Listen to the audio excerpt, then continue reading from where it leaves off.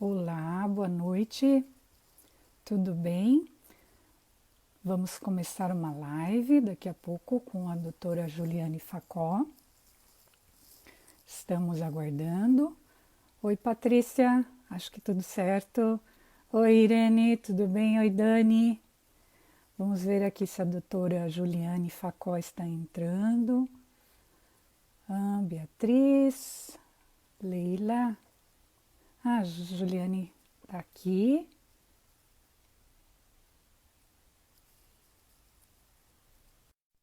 Ver se deu certo.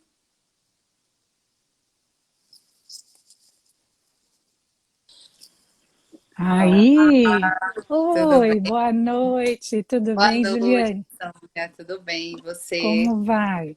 O pessoal está Tudo bom? entrando, Ju, então a gente vai aguardar Claro, um pouquinho. Tá me ouvindo vamos bem? aguardar. Tô ouvindo ótimo. Gostaria de agradecer o convite, né? Seu convite da Matra 12. É um prazer para mim estar aqui conversando sobre um tema que me é muito caro, né? Que eu venho falando há bastante tempo. Com Então é sempre um certeza. prazer falar sobre esse tema. E obrigada, então, por você ter aceito o convite. A gente vai, então, enquanto o pessoal vai entrando, vai falando um pouquinho. E é muito engraçado, Juliane, porque eu não te conheço pessoalmente. Você vê É como é que é a verdade, tecnologia, né?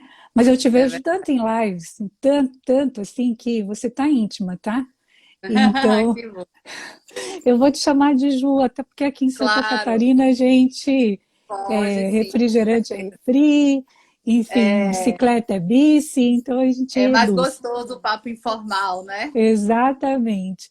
E assim, gosto muito de ti, sabe, Juliane, porque você tem ao mesmo tempo a força da juventude, aquela gana, né? Estás estudando bastante aí no doutorado, então isso é muito bacana, isso contagia, sabe? E eu sei que Obrigada. você gosta muito do tema. Então, quando a gente Gosto bastante. gosta, a gente se envolve, né? Porque isso já aconteceu comigo, esse envolvimento profundo, e é isso que traz, né? Realmente assim uma certa emoção até dentro do tema. Mas eu É gostaria verdade. de agradecer primeiro o seu convite. Estamos aqui hoje no domínio, né, da Amatra 12, agradecer a colega Patrícia Santana pela confiança, te agradecer por esse passeio aqui, por essa vinda cá para o sul, né, É, de com Santa certeza. Catarina. Isso. E te apresentar um pouquinho, então, né, Juliane? Você é advogada, é professora, é mestre pela UFBA, né, pela Universidade Federal da Bahia, está Isso, fazendo doutorado, né, na USP, isso, e é mãe da isso. Giovana, que vive batendo lá na Isso, porta. Mamãe, tá exatamente. demorando a live. É, É na isso. última mesa virtual estava com o ministro Cláudio Brandão e ela entrou querendo me dar um beijinho e aí realmente não tem jeito, né? Sim, é o momento fofura, né? O É momento fofura da verdade, live. é Então, verdade. Juliane, e dizer assim o quanto eu nutro admiração por você, eu já vi você em situações assim delicadas, né? Só no meio de homens e sendo a única com posição É verdade, divergente, e eu sei que é isso não é verdade, fácil, tá? é verdade. Então, foram momentos assim que eu presenciei e, digamos, o meu respeito, né? E minha Obrigada, admiração só tem aumentado, tá? Então, obrigada. obrigada mesmo. Deixa eu ver se eu não sei se a gente tem pessoas que não me conhecem, mas para quem não me conhece, eu sou Sônia Roberts, também sou advogada. Fui juíza do trabalho aqui, Ju, em Santa Catarina por 22 anos e meio, né? Então, também Nossa, tenho uma longa história aí no direito do trabalho. E fico muito feliz, tá? Mais uma vez, de você estar aqui conosco. Agradeço a todos. Meu sobrinho querido, beijo, viu? O Fábio Cardoso, ele é advogado também. mandou mandar E um oi. oi, então. E podemos então começar, Ju? Sim, com certeza. Então, a gente vai falar sobre o negócio jurídico processual, né? E a sua aplicação no processo de trabalho. Isso. Então, é um tema, assim, digamos, palpitante, diferente. Então, assim, para mim, ele é desafiador, é totalmente novo, porque eu sou realmente de uma outra geração. O processo Uhum. tinha que ter norma, regra, tudo fixado para justamente dar equilíbrio, para as partes sim. e cada um saber o que tem que fazer. E a gente vê essa novidade, né, no CPC 2015 e vê que isso está baseado no princípio da boa-fé, no princípio da cooperação, tá? Exatamente.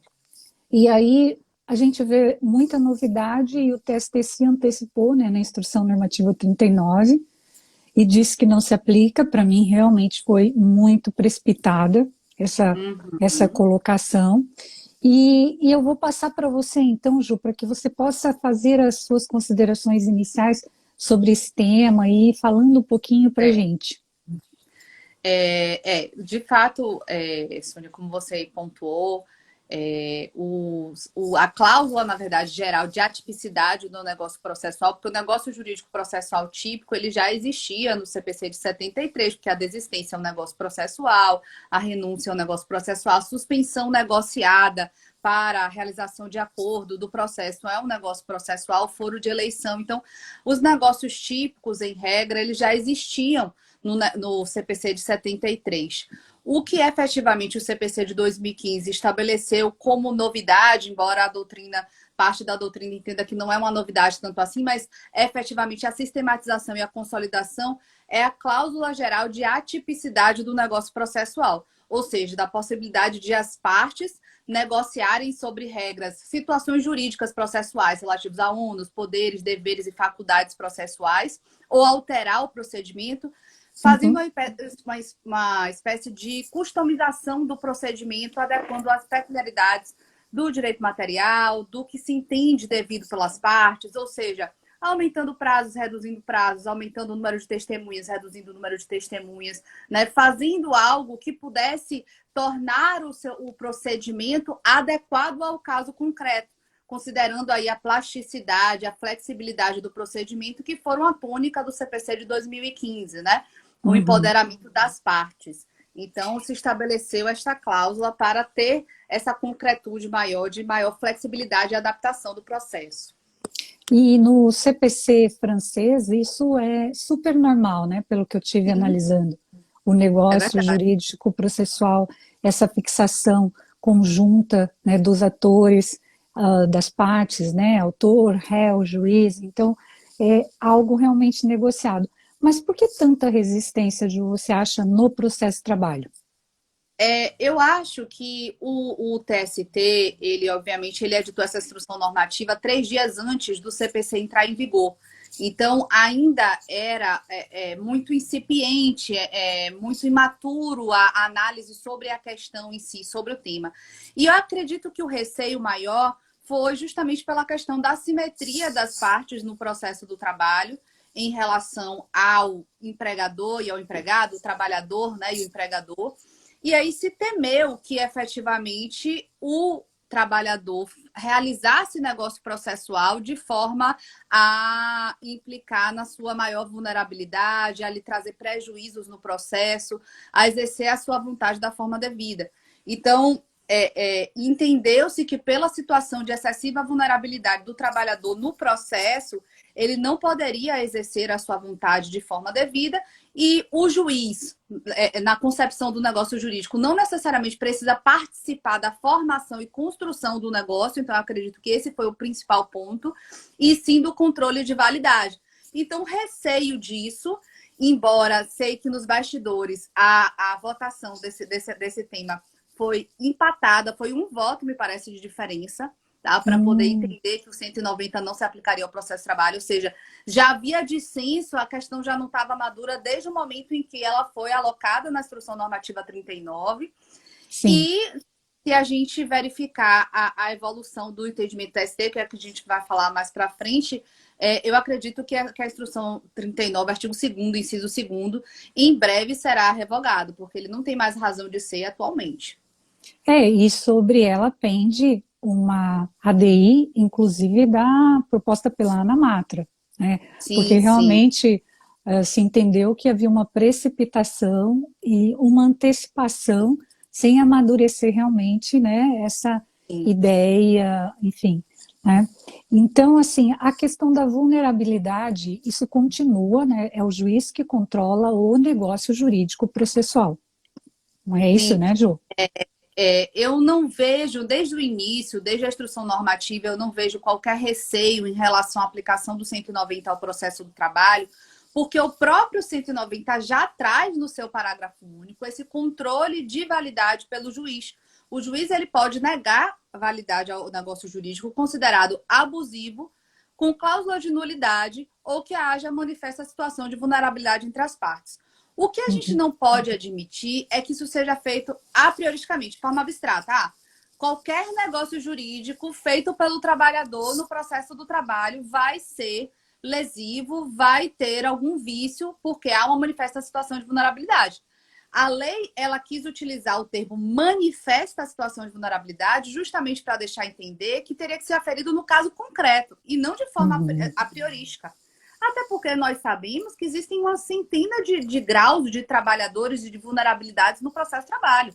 Tem altos empregados, tem diretores executivos, né, que estão lá defendidos pelas melhores bancas de advocacia. Então, em relação a eles, em relação a grande parte, em relação a alguns litígios, não há sequer que falar que há uma situação manifesta de vulnerabilidade, né? Sim. E ainda tem uma questão muito interessante, Sônia, que o TST, quando ele falou assim, não se aplica o 190 e negou validade completa a ele no processo de trabalho, e deixou de lado as ações que são tomadas por sindicatos, pelo Ministério Público do Trabalho, há como dizer pela Fazenda Pública. Pela Fazenda Pública. Há Sim. como dizer que o Ministério Público do Trabalho ou o sindicato estão em manifesta situação de vulnerabilidade.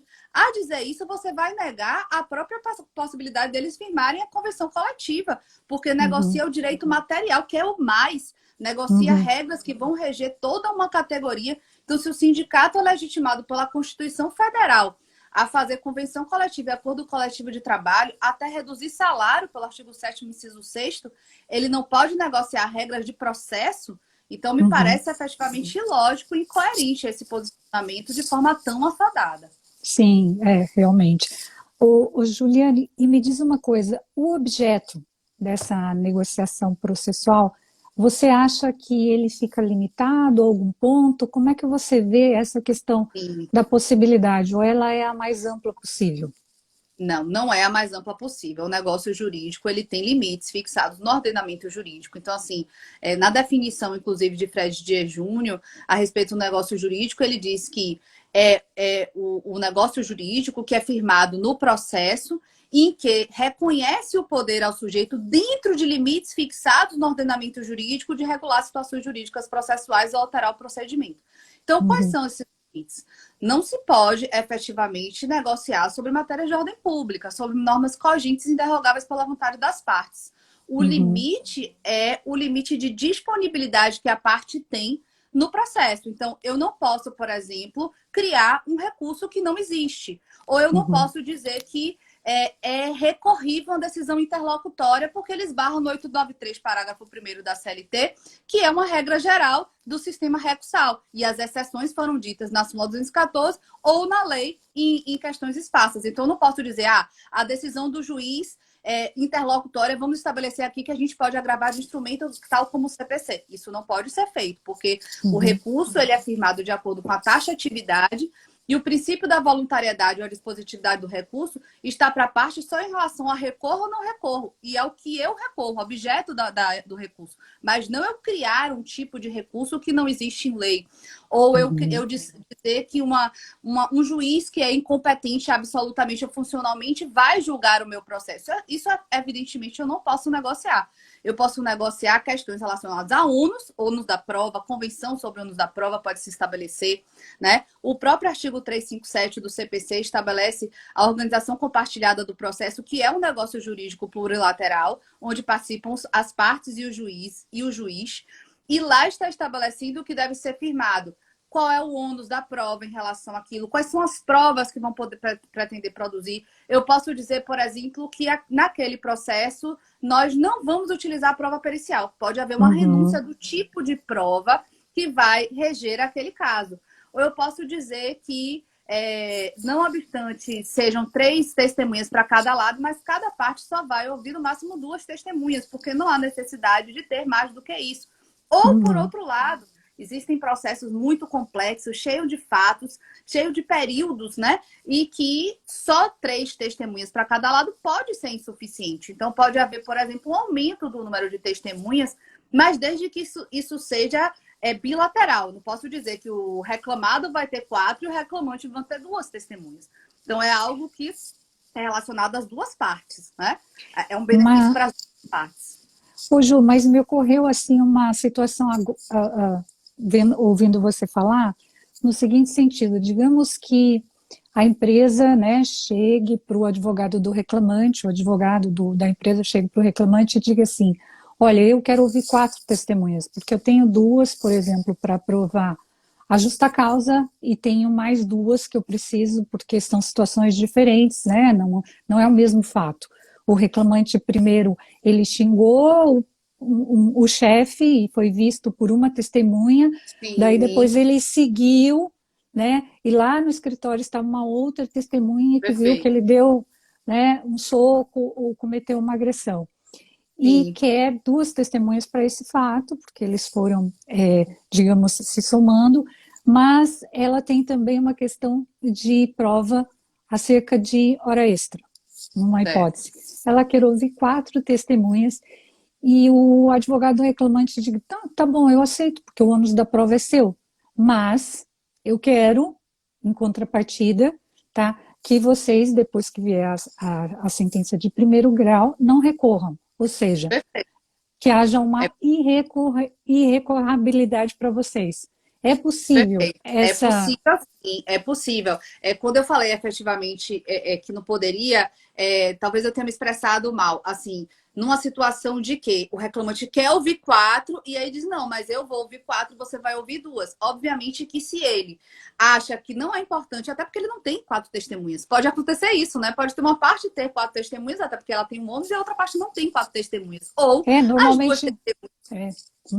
Ou as 2 testemunhas delas acompanharam já o fato todo. Ela não precisa ouvir 4 para falar, né? Tudo isso. Até porque a gente sabe, como advogado, quanto mais a gente ouve a testemunha, pode não ser bom, porque um pode contradizer a outra e acaba virando uma confusão, né?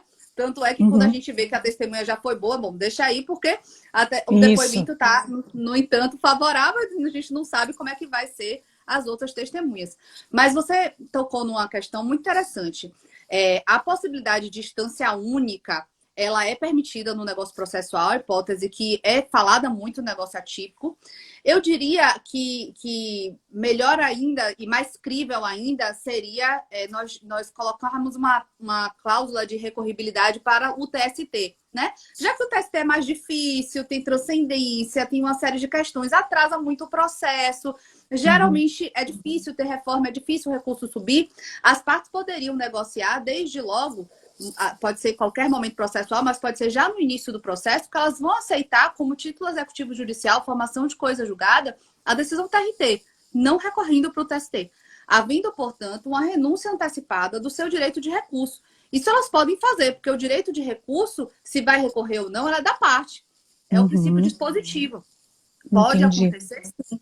E aí, no seu exemplo, foi interessante porque era interessante para a reclamada ouvir 4, porque ela detinha o ônus e vários fatos, né, separados, diferentes. Não era interessante para o reclamante ouvir 4, porque ele não detinha o ônus e nem tinha essas testemunhas, mas era interessante para ele, de repente, gravar uma cláusula de recorribilidade da sentença. Pode ser feito. É um acordo de consenso entre as partes. A habilidade aí dos advogados de verificar o melhor interesse do seu cliente e quais são as melhores estratégias processuais para poder amoldar o procedimento às suas peculiaridades. Ô, Ju, e nesse caso, a empresa quer ouvir 4, negocia isso, o juiz, no caso, ele pode dizer: não, o senhor tem no máximo 3, eu não aceito essa transação, né, esse negócio jurídico. Aí é que está o X da questão, né?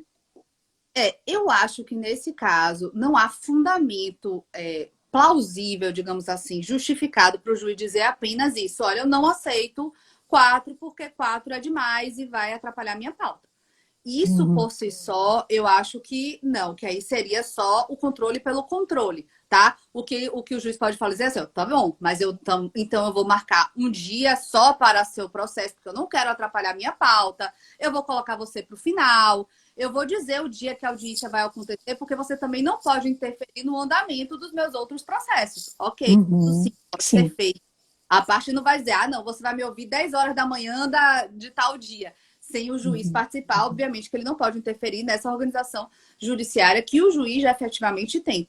Mas, havendo uma negociação e sendo importante para o processo, isso eu acredito que simplesmente não vou porque vai atrasar minha pauta, seria uma recusa ilegítima do juiz, e isso poderia ser eventualmente anulado pelo tribunal se entendesse que não foi um motivo que estaria dentro do poder discricionário dele de anular o negócio. Uhum. É que isso implica numa aceitação do próprio negócio jurídico, né? Entendeu? Sim, Dar sim. realmente esse suporte às partes e aceitar que elas possam Sim. negociar, né? Porque Porque também. elas sabem, e aí eu acho que esse é um ponto importante, desculpa te interromper, elas sabem quais são as peculiaridades do processo, quais são o ônus, quais são as realidades, o que é que elas têm de prova. O juiz não sabe, o juiz está vendo a letra fria ali de um processo. As partes estão vivenciando o que elas vivenciaram na prática, é a vida delas, a experiência Uhum, que tá ali estabelecido. Então, nada melhor do que as partes para fornecer os elementos necessários para que a lide seja julgada da melhor forma possível. E eu acho um uhum, negócio processual muito interessante, justamente porque a gente estabelece regras de processo para que, ao final e ao cabo, se tenha uma decisão considerada justa e efetiva para aquelas partes, né? Para o processo, para resolver aquele conflito. E esse é, afinal, o escopo do processo, né? É o uhum, para que serve a justiça. Então, uhum, obviamente, que eu acho que se não for negócios abusivos, negócios que efetivamente interfiram na esfera de terceiros, ou que seja considerado nulo nos termos da lei, não haveria por que simplesmente dizer, se eu não participar do negócio, então ele é inválido. Eu acho uhum. até salutar que o juiz participe do negócio.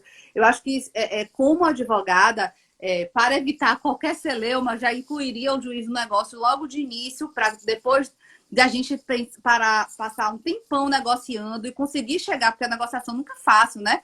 Cada um puxa para um lado, puxa para o outro. Então, depois de um tempo negociando, o juiz dizer, não, não, mas eu não posso aceitar esse negócio. Então, eu abreviaria já incluindo o juiz no negócio processual. Mas a ausência dele por si só não gera a invalidade do negócio processual, ainda que Entendi. seja no processo do trabalho.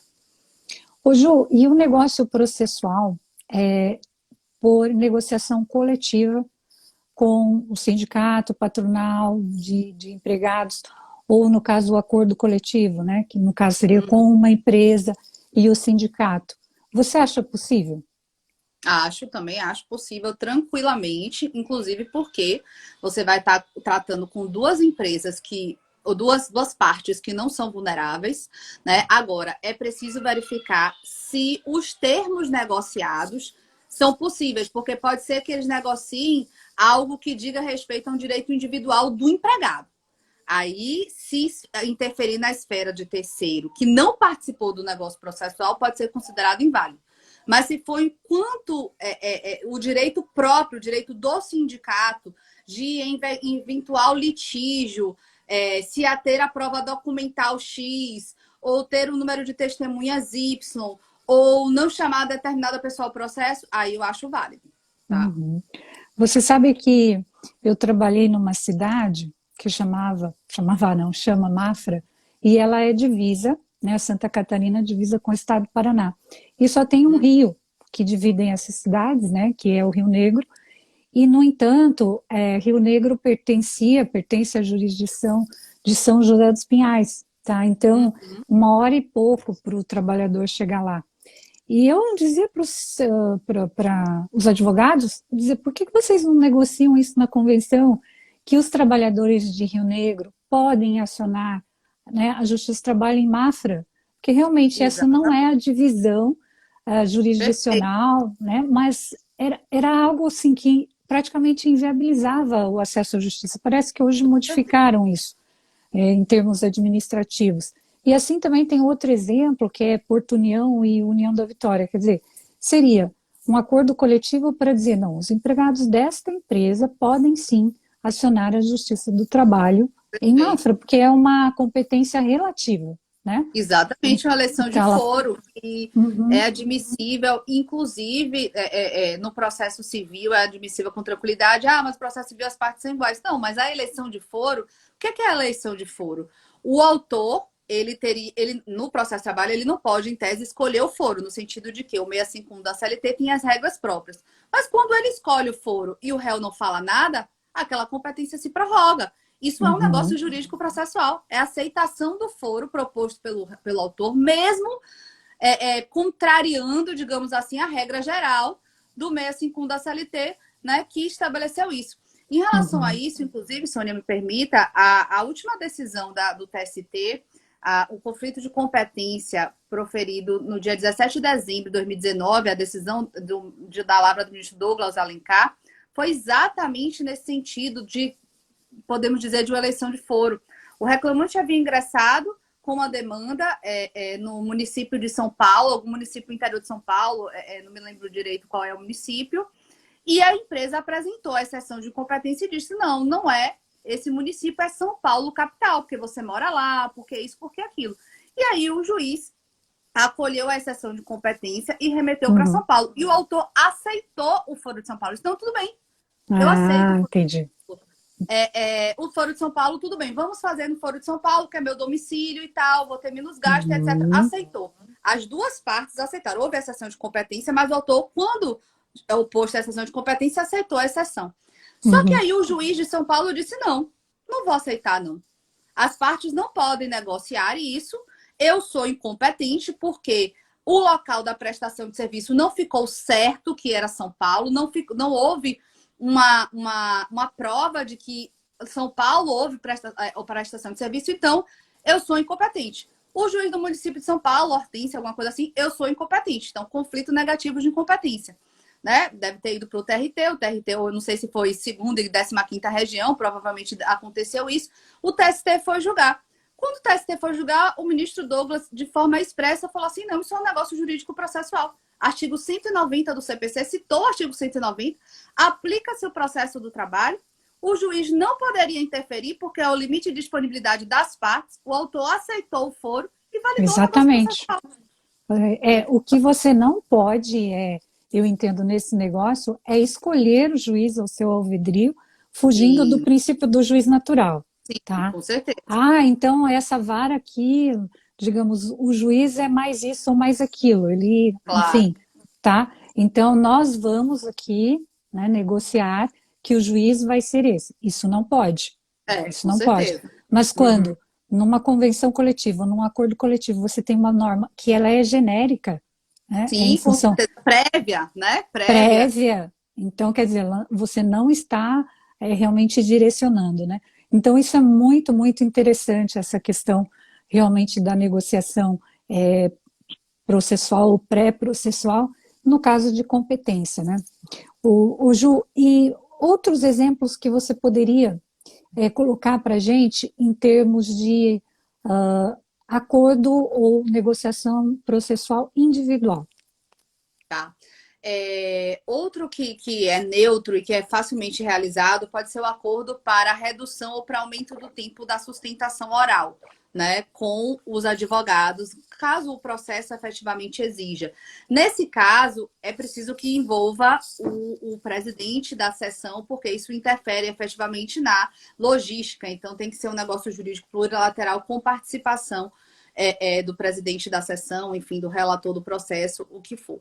Mas os negócios, eles são muito interessantes, como eu já falei, até em termos probatórios, né? Uhum. Você, efetivamente, você pode tornar uma prova ilícita, a prova é lícita pelo ordenamento jurídico, mas as partes decidem que ela não vai ser utilizada, né? Porque, enfim, tem alguma coisa que contraria uma parte ou outra, que expõe alguma coisa que a outra não quer, enfim, se chegaram da negociação, vamos fazer o processo sem a exposição dessa prova. Então, eles abrem mão da prova a ser produzida. Uma outra Uhum. que até a juíza Eliana Nogueira, do TRT da 15ª região, eu fiz uma mesa virtual redonda com ela e outras pessoas a respeito do negócio jurídico processual, e ela propôs ela disse assim, posso ousar? Eu falei, por favor, pode. ela propôs a prova desjudicializada, ou seja, a prova colhida à semelhança do que acontece na fase do discovery, né, dos Estados Unidos, em que acontece muitas vezes no escritório de advocacia dos advogados, os depoimentos são filmados ali, até para saber se há lastro probatório mínimo para ajuizar a ação, não ajuizar a ação. Então, isso é interessante. Em tempos de pandemia, é uma solução interessante. Por quê? A justiça não está funcionando, a gente não sabe quando efetivamente vai voltar, porque é uma aglomeração de fato muito grande, considerando o número de audiências diárias, de vara e etc. Mas os escritórios de advocacia, a partir de um certo momento, vão começar paulatinamente a ter as suas atividades. E tendo uma organização e uma negociação entre o advogado reclamante e o advogado reclamado, às vezes o escritório do advogado reclamada tem uma sala, tem computador, tem a infraestrutura, vamos fazer lá. Isso já, até para um processo mesmo, não digo nem só extrajudicial, mas um processo já em curso. Isso é interessante porque as duas partes aceitaram, não vai ter aquele problema de a testemunha está ouvindo, não está ouvindo, a testemunha está sozinha, não está sozinha, a testemunha não tem o equipamento, a infraestrutura tecnológica, não sabe ingressar, não, está tudo lá no escritório, né? O juiz lá na tela, a parte de um lado com seu advogado, a parte do outro com seu outro advogado. Então, para a marcha processual andar, caminhar, melhor solução não há. Porque se você for partir para um processo super complexo, em que vai cada um no seu lugar, cada um no seu lado, cada um um no escritório, outro no advogado, uma testemunha, a possibilidade dessa audiência não dar certo é imensa. Porque cai a internet de um, o outro não consegue entrar, atrasa a pauta, atrasa isso, aí tem... Ah, mas a audiência é pública, a audiência não é pública. A testemunha está ouvindo o depoimento do outro, não está ouvindo. Então, tem todas essas questões. Se for organizado em um local neutro, né, em que as duas partes aceitaram, é possível andar a marcha processual. Lógico, nem todos os escritórios podem ser isso. Eu não estou falando que isso é a solução de todos os problemas. Sim. Mas é um negócio processual possível. Tem processos complexos mesmo que eu não gostaria de simplesmente cada um estar em um lado e acontecendo ao mesmo tempo. Até a sua visão na tela de vários, né? Você perde completamente a concentração que está acontecendo ali. Então, isso acontecendo no escritório de advocacia, eu acho plenamente possível, desde que as duas partes aceitem. Um lugar é aquele lugar e todo mundo, a testemunha vai ficar na sala de espera, só vai entrar quando for chamada, né? Então, é uma solução para o processo, é uma solução para a gente andar com a marcha processual, não ficar o processo paralisado e, ao mesmo tempo, ter as garantias ali observadas. Se quiser, não há necessidade, mas pode até chamar o representante da OAB, né? Ali, ou mesmo a OAB pode promover, né? Já que os locais estão, obviamente, com a distância social, com todas as medidas ali estabelecidas e não com tanta frequência, mas espaçamento maior, pode estabelecer ali naquela sala que seja feita a audiência, que é um local ainda mais neutro ainda. As associações, tem associações de advogados, aqui na Bahia mesmo tem a BAT, etc. Então, pode fornecer esse meio campo para que as garantias processuais sejam observadas sem ter tanto problema em relação a isso. E isso é um negócio processual. Olha, né? Só. Você escolher o modo em que a audiência vai acontecer para viabilizar a marcha processual. O modo de colheita da prova, enfim. Você veja quanta responsabilidade e quanta assunção aí de competência que os advogados têm que fazer, mas é muito interessante. A Dani Bertacchini aqui está falando isso, que acho super interessante. O Reinaldo Branco de Moraes, que está aqui. Beijo, Reinaldo, para ti. Beijo, Dani. Ele está aí. Do fórum. O Reinaldo do Fórum, isso aí. Processo de trabalho. E ele é, assim, um entusiasta, né, do direito processual. Nossa, é um grande estudioso. Então, isso é muito interessante. Agora, só voltando um pouquinho nessa questão que você falou. Só mais uma outra que eu lembrei, só para poder, por exemplo. Uma outra questão interessante é de prova emprestada. As partes podem eleger, cada um elege depoimento de duas testemunhas, a parte traz, vou trazer o depoimento de minha duas testemunhas, a reclamada traz de duas testemunhas para a gente poder contrastar e ver se a gente pode validar esse depoimento nesse processo. Ou um laudo pericial, cada um traz um laudo pericial e a gente escolhe um perito aí para poder ser ouvido pelo juiz, prestando esclarecimentos acerca daquele ambiente de trabalho. São formas e soluções para esse período de pandemia que não pode haver uma perícia, que não pode haver uma audiência propriamente dita. A gente não pode. Um perito é um oficial do juízo, né? Então, ele vai, obviamente, ter o compromisso de dizer a verdade e vai falar ali de forma técnica. Então, você Sim. pode pegar um laudo pericial emprestado e não se valer só dele, se valer dos esclarecimentos que o perito pode trazer para o processo, para que, junto com o laudo, né, junto com a prova emprestada, possa ter a análise do perito e isso possa suprir uma eventual deficiência de uma prova pericial que não pode ser feita. Então, é uma outra Exatamente. falta de negócio. O Guilherme Feliciano está aqui com a gente. Ai, Obrigada, Guilherme. A nossa colega Andréa Pazod faz uma observação sobre a prova emprestada, dizendo que muitas vezes falta a colaboração dos advogados. E é verdade, às vezes assim, não, essa eu não quero, quem sabe eu faço uma melhor, entendeu? sim, é Então, verdade. e acha, não, a pessoa pode dizer diferente, mas se a testemunha disser diferente, digamos, no caso de uma prova Pois emprestada, é. as antenas do juiz já vão se Se ela disser disparar diferente, ali, né? vai se trazer o depoimento que ela falou, o contrário que ela prestou, e ela vai se complicar e não vai ser um testemunho que vai ter valor nenhum para o processo. Muito pelo contrário, vai ser ruim, né? Então, Exatamente. Então, eu acho que tem algumas soluções boas. eu só tenho que mandar um beijo aqui, Ju, pro meu filho. Duda, Claro. beijo para Eu você. vi que ele falou, oi, mãe. É. Então, é isso aí, né? Vida de mãe é assim. Mas os meus são tudo uns cavalão, como diria minha mãe, viu? Mas assim, Ju, voltando então na questão da sustentação oral. Claro, é o que você falou, né? O tribunal tem a sua própria organização, estabelece lá o tempo para cada advogado, está contando com isso, por isso ele faz um arranjo de número de processos na pauta em que há sustentação e tal. Na sua opinião, seria indicado, então, que as partes atravessassem uma petição de negociação, dizendo, Sim. olha, nós queremos negociar assim, ou a gente quer um prazo um pouquinho maior. Você tem Eu experiência acho. disso lá, aí na Bahia? Como é que está aí na Não, Bahia? nunca fiz um acordo de sustentação oral, não. Mas eu acho que é interessante ou conversar no gabinete, os dois advogados com o relator antes, ou o presidente, ou por petição, porque efetivamente ele tem uma pauta, ele tem outras pessoas que podem querer fazer isso, então ele pode dizer, tudo bem, mas você vai ficar para o final da preferência. Vocês querem Exatamente. assim? Não, não quero, porque vai demorar muito, então eu prefiro ser julgado. Então, ok. Então, ele pode fazer essa análise. Então, ele pode criar, inclusive, as pessoas que vão pedindo o aumento vão para o final da preferência, vão ficando no final da preferência. E é uma escolha, efetivamente, da parte dos advogados se querem ou não fazer isso, se há necessidade de ter esse tempo maior, elastecido. É que normalmente é isso, os mais complicados você tende a deixar para o final, mas aí você vai Sim, pegar também os desembargadores já cansados, é. né?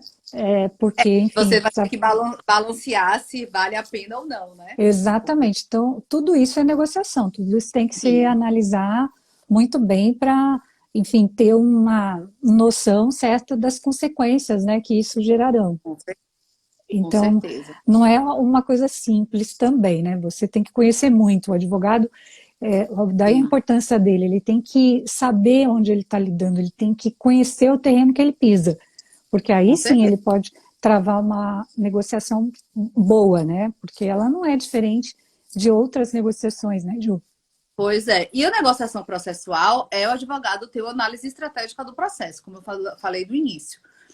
O que é que essa negociação traz de importante para o processo, para eu conseguir, né, provar, para eu conseguir efetivamente ter algo melhor, uma situação mais favorável. Porque se eu tiver uma situação mais favorável, obviamente não tem nenhuma lógica, nenhum sentido eu fazer o negócio processual. Mas Uhum. o objetivo é justamente essa customização. E falando sobre a participação do juiz no negócio processual, a gente tem uma pequena divergência doutrinária na doutrina processual civil a respeito disso. Assim, grande parte da doutrina, do qual eu também me filio, né, entende que o juiz pode participar do negócio jurídico processual e que isso seria um negócio jurídico plurilateral, né, em que a juíza e as partes. Então, tem pelo menos três vontades aí em conjunto. E outra parte da doutrina, dentro do qual tem o grande professor e jurista Antônio do Passo Cabral, que foi um dos primeiros a escrever sobre o tema, né, convenções processuais e tal, entende que o juiz não pode participar do negócio processual. Mas a consequência prática é a mesma. Ele só não chama a participação do juiz de negócio processual. Por exemplo, na organização compartilhada do processo do 357, parágrafo 3º, grande parte da doutrina diz que isso é negócio processual com a participação do juiz.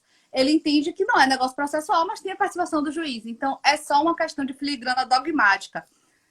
Não há uma alteração, há um consenso entre que o juiz pode adequar o procedimento junto com as partes. O próprio 139 do CPC estabelece essa possibilidade. O 765 da CLT também dá esse poder ao juiz de adaptar o processo, flexibilizar, ter plasticidade.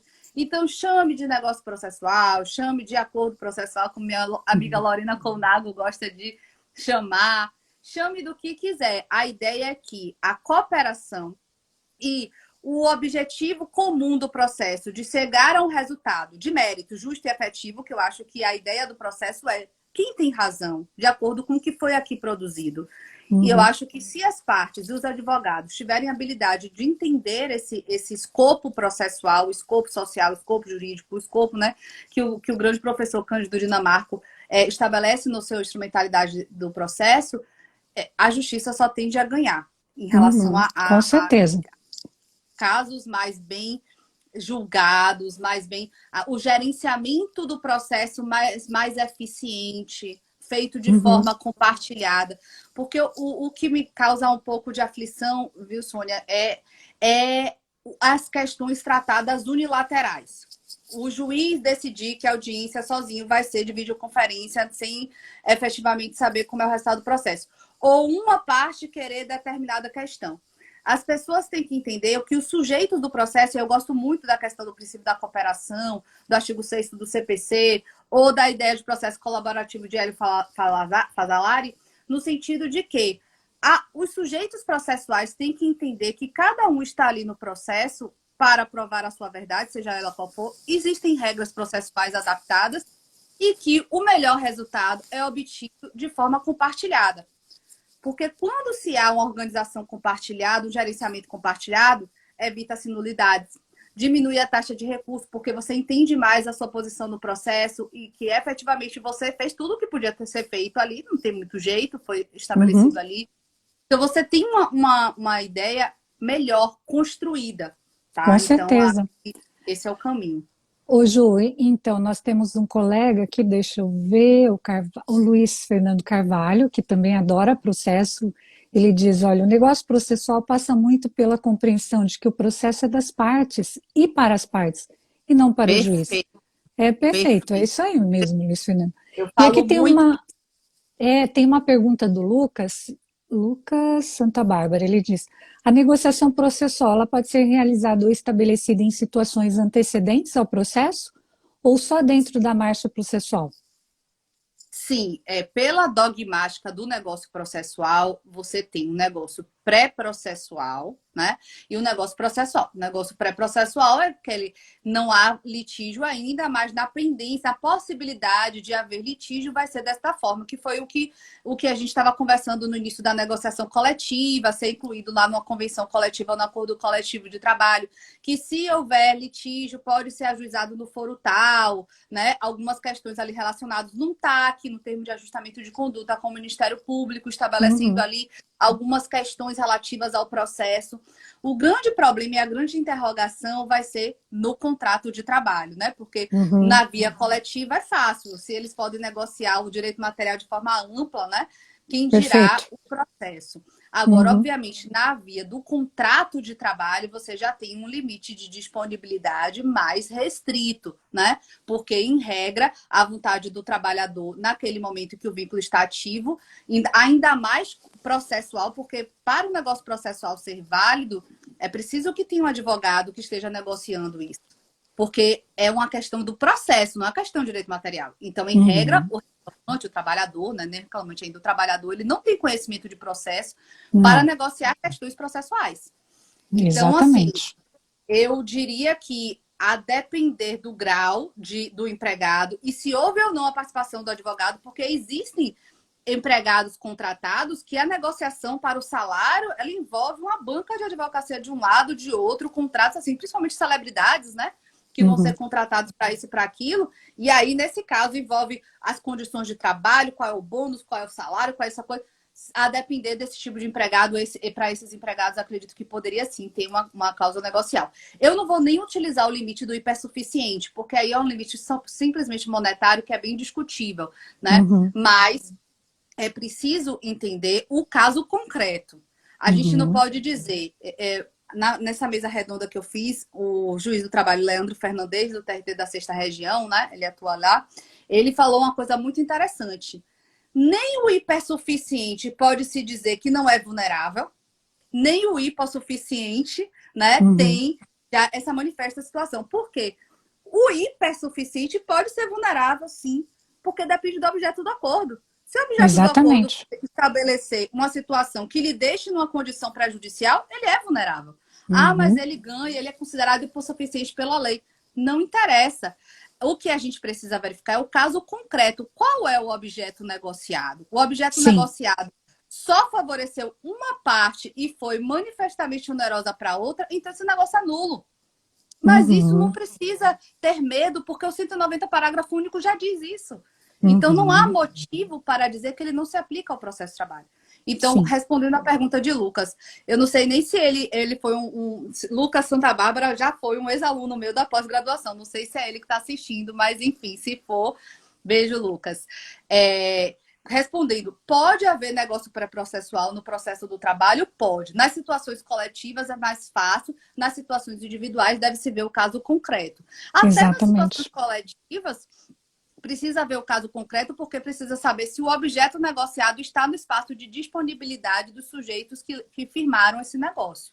Tá? Exatamente. Tem interferido em esfera de terceiros, tenha interferido no poder do juiz, e aí não vai poder. E, digamos, sobre penhora ou não de bem, você já viu alguma negociação, digamos, pré-processual ou endoprocessual sobre a preferência de penhora sobre determinado bem? Você já viu isso? No processo do trabalho, não. No processo civil, isso é comum. Cláusulas de penhorabilidade, ordem de preferência. Eu não vejo problema se as partes fizerem e o negócio for válido, ou seja, não há coação, não há vício de vontade a ser alegado, os advogados estão ali. Obviamente que uma cláusula de impenhorabilidade por si só, a depender do que for gravado de impenhorabilidade, pode demonstrar um indício ali de que houve alguma, né? Poxa, mas vai gravar de impenhorabilidade o quê? Sei lá, um restaurante? Tô chutando, né? Algo que o ponto comercial... Ou a preferência de uma penhora sobre um determinado bem em detrimento de outro, entendeu? Sim. Nesse sentido. Se for provado que aquele bem que foi dado em preferência realmente é livre desembaraçado, não tem gravame, não tem nada, ok. Mas se houver enfim, foi escondido um vício oculto, um agravame ali, para depois estabelecer que aquela cláusula foi lesiva, aquele negócio pode ser anulado. Então depende muito do que foi estabelecido. Mas é possível em tese. Em tese, sim. E nessa hipótese de anulação, bastaria uma simples petição, então, olha, isso aqui não ficou legal, por isso... Então, eu estou denunciando, como é que funcionaria? Isso. Bacana que você tocou nesse ponto. Eu estava pensando em falar e tinha me esquecido. Existem duas questões que são interessantes ali. Primeiro é perguntar se o negócio jurídico processual firmado entre as partes é irretratável? Não. Eles podem voltar atrás no negócio processual. Eles podem, por exemplo, ter gravado uma cláusula de instância única ou de instância do TRT não recorre ao TST, e no momento em que o recurso, o acordo foi proferido, as duas partes entenderam que existiam chances expressivas para a reforma dessa decisão. Elas podem renunciar àquele negócio ou revogar aquele negócio de forma expressa ou de forma tácita. Como é de forma tácita, as duas recorrem. Tá? Entendi. As duas recorrem. Eles estão demonstrando que eles não mais aceitam aquele negócio processual estabelecido. Esqueceram aquilo e a prática do que eles fizeram. Pois é. isso é Entendi. possível. A doutrina, a dogmática do processo civil em relação ao negócio processual, que é, obviamente, a norma-mãe, ele permite isso tranquilamente. E uma outra questão que também parece ser consenso na doutrina é que, digamos que uma das partes recorre, a outra não recorreu. O juiz não pode, se ele não participou do negócio processual, ele não pode conhecer de ofício esse negócio processual no sentido de não conheço do recurso ordinário porque há negócio processual. É ônus da parte Entendi. prejudicada alegar. Por quê? Porque isso vai esbarrar na inafastabilidade da jurisdição. O juiz ele não pode dizer que ele não vai receber o recurso de ofício. A parte tem o direito ao acesso à justiça. Ah, mas ela firmou o negócio processual. Mas aí é como se fosse o princípio dispositivo. Se não alegou, prorroga. Se não alegou, Claro. entende-se que abriu mão, né? É igual Quer a dizer, nulidade, que quando a gente protesta, se a gente não alega no recurso, é porque a gente renunciou àquela nulidade. E é isso aí. exatamente. E é a Então, a parte parte tem que prejudicada que alegar. tem que alegar, né? Então, no caso, Exatamente. o comportamento já revelou. Isso é muito interessante. É muito interessante Exatamente. porque amanhã ou depois as partes podem, né, de qualquer forma, ter uma revisão disso. Então, Sim. às vezes a preocupação do advogado é amarrar demais. Não, será que eu estou É, fazendo um bom negócio? Um bom acordo? E daí, como é que fica? Né? E pois sobre é. essa participação do juiz, só para ficar mais claro, é assim, você está em audiência e o juiz lá combina, a Andrea falou, eu chamo isso de combinado. Ele combina, bom, uma testemunha para cada parte, tá bom?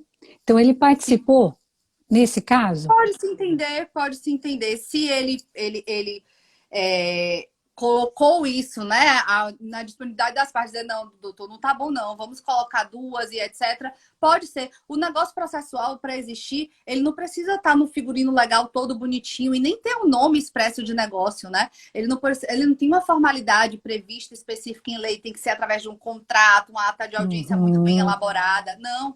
É o empoderamento das partes e aquilo ali vai se adequando às necessidades da lide, do procedimento. Posso fazer 1, 2, 3 mil negócios processuais, só porque eu fiz um negócio recurso, já fez, precluiu, não pode fazer mais, não pode desistir, não pode alterar o recurso. Não, eu posso alterar. E uma outra questão interessante, só porque estou vendo que nosso tempo está... Tá, Esse assunto é muito bom, né? E aí é eu muito bom, me empolgo. muito bom. Você se Mas empolga, por isso que é bom. Mas hoje eu vi uma live de Antônio do Passo Cabral, né? Que eu sou fã bastante desse tema.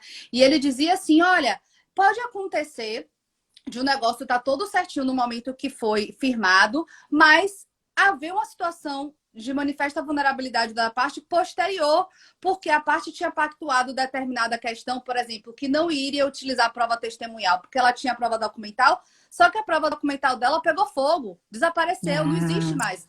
Ela não tem mais como provar, ela não tem mais como cumprir aquele acordo. Então, desequilibrou o negócio, então pode proporcionar uma revisão do negócio jurídico, assim como o negócio jurídico de direito material, né? Então, é um negócio jurídico de processo. As regras de direito material para o negócio jurídico se aplicam ao processo. Então, isso é possível. O negócio jurídico ele não é engessado ali naquele quadrado e não pode mais sair dali, não. As partes, elas podem negociar e elas podem, inclusive, já colocar antecipadamente que se uma das partes tiver uma situação e tal, vai mudar, pode modular os efeitos, pode fazer como elas quiserem. Agora, os advogados precisam ter habilidade e conhecimento para poder Exatamente.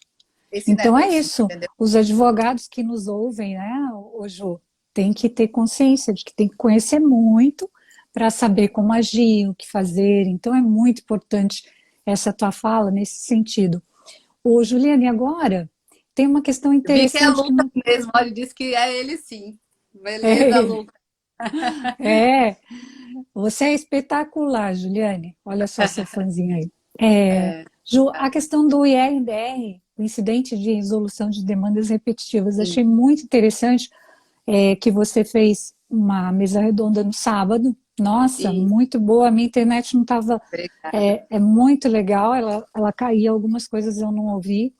Mas esse incidente de resolução de demandas repetitivas, você ajuizou no caso para que o tribunal fixasse, né, e ele é em matéria processual, se Sim, cabe o agravo de petição somente na decisão definitiva da execução ou se Perfeito. também em incidentais que, digamos, possam influir Interlocutórios.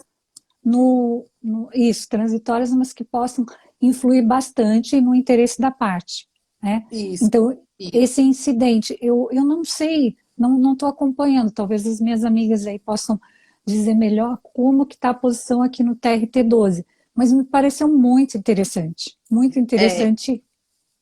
eu ajuizei, eu propus a instauração, né, do primeiro IRDR do TRT da Quinta Região sobre questão processual, que era justamente em relação à recorribilidade do agravo de petição, só de decisão definitiva ou de qualquer decisão interlocutória da execução. Em verdade, não está bem controvertida. Uma turma entende de uma forma e as outras 4 entendem de outra. Ou Hum, seja, é uma uniformização de jurisprudência para evitar risco à isonomia e proporcionar segurança jurídica. Tem uma turma do TRT da Quinta Região que entende que qualquer decisão interlocutória da fase de execução, ela é agravável. E se você não uhum, agravar, há preclusão.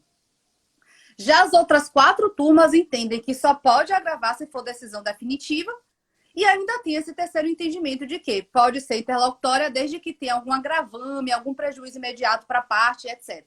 Então, o jurisdicionado e os advogados não sabem o que fazer. Agravo de tudo, só agravo de decisão definitiva, e acaba gerando um tumulto no processo muito grande. Então, é preciso muito que o tribunal interessante. firme uma decisão definitiva a respeito disso, porque aí vai se pautar o comportamento. Aí eu sei que eu preciso agravar ou eu não preciso agravar. Então, vai evitar recursos desnecessários e vai evitar preclusões.